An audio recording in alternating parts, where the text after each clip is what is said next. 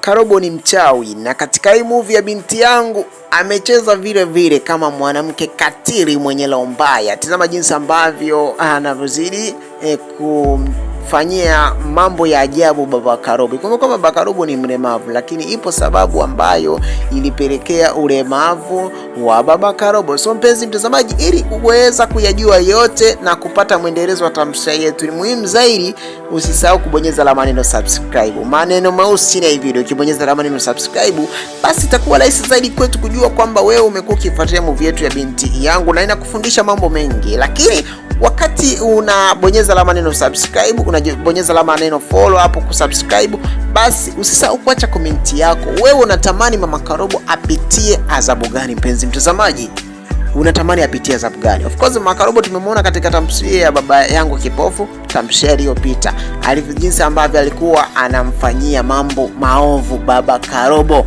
Alafu baadaye sasa Mungu anakuja kutia wepesi.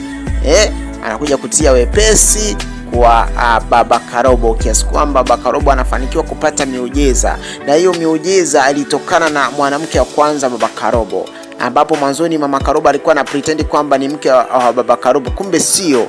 Unaona, baada ya kumfanya baba kipofu awe kipofu, basi ikambidi yeye pretend kwamba ni mke wa baba Karobo. Naona akawa na msumbua baba Karobo, anamfanyia mambo ya ajabu, anamtesa Karobo, lakini by the end tukaja kushuhudia kwamba finally baba Karobo anakuja kulipiza kisasi. Lakini leo hii katika hii tamthilia ya binti yangu, bana mpenzi mtazamaji, baba Karobo amecheza kama mwanaume mlemavu, lakini ipo sababu ambayo ilipelekea baba Karobo kuwa mlemavu, naona ambaye ni mama Karobo.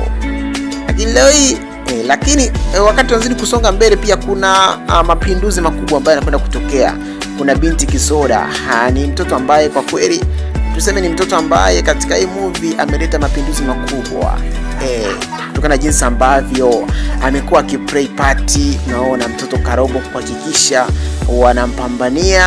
wanampambania mama Karobo, wanampambania baba Karobo ili aweze kuishinda vita. Na of course mpenzi mtazamaji, baba Karobo anakwenda kuishinda vita kwa sababu binti Kisoda ni binti ambaye anaonekana yana na nguvu sana, na nguvu za ajabu mpenzi mtazamaji. Maana yake hapa kuna competition kubwa hapo. Ikumbuka mama Karobo anajivudia kutokana na jinsi ambavyo amekuwa anaamini katika imani za kishirikina, lakini vile vile binti Kisoda yeye anaamini katika Mungu. Kwa hiyo hapa kuna competition kubwa. Muhimu zaidi mpenzi mtazamaji ni kubonyeza alama neno subscribe na kuacha komenti yako mpenzi mtazamaji. Tukutane wakati mwingine.